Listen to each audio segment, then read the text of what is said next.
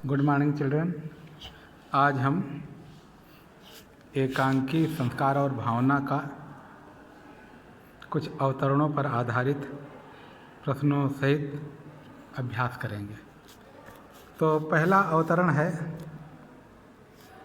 वही उसकी मित्रानी ने मुझे बताया, कहने लगी तुम्हारा बेटा तो बहुत बीमार रहा, मर कर बचा।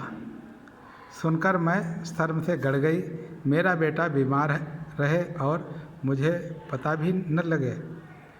ये अवतरण है, इस पर आधारित 4 प्रश्न हैं। पहला प्रश्न है, कौन किसके घर गई थी और क्यों? तो इसका उत्तर है, माँ कुमार के घर गई थी क्योंकि वह ये जानना चाहती थी कि उसकी पत्नी मित्रानी अविनाश के घर जाती है, अविनाश के क्या हाल चाल हैं, कैसा है अविनाश, ये जानकारी लेने के लिए गई थी, इसलिए वह कुमार के घर जाती है। दूसरा प्रश्न है, अविनाश वहाँ उसे किसने क्या बताया? कुमार के घर मित्रानी ने बताया कि उसका बेटा अविनाश बहुत बीमार था और मर करके बचा है, बिल्कुल मृत्यु के मुंह से निकल करके बाहर आया है। तीसरा प्रश्न है, उसका बेटा उससे अलग क्यों रहता है? वक्ता उसे क्यों नहीं मिलने जाता? इसका उत्तर है, उसका बेटा अविनाश उससे अलग इसलिए रहता है क्योंकि उसने एक बंगाली और नीच जात की लड़की से प्रेम विवाह कर लिया है, इसलिए वो उससे अलग रहता है।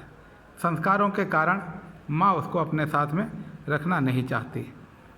वक्ता उसे क्यों नहीं मिलने जाता? माँ उससे इसलिए मिलने नहीं जाती है क्योंकि उसका बेटा एक नीच जात की लड़की से विवाह करके रह रहा है, तो कैसे उसके मिलने जाए, इसलिए वो मिलने के लिए नहीं जाती है।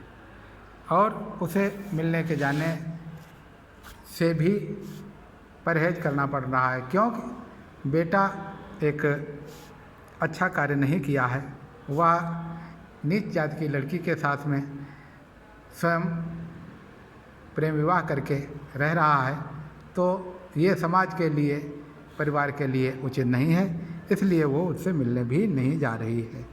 घ प्रश्न अगला है, वे बहुत समझाते थे, नाराज हो जाते थे। पंक्ति में वे शब्द का प्रयोग किसके लिए किया गया है? उनके चरित्र की प्रमुख विशेषताओं का वर्णन कीजिए। इस प्रश्न का उत्तर में यानी कि माँ के पति देवता जो हैं उनके साथ लिए वे शब्द का प्रयोग किया गया है। वे नाराज भी होते थे, समझाया करते थे कि बच्चों को इतनी ज़्यादा छूट न दो, ना बच्चों से इतना ज़्यादा लगाव रखो। अनुराग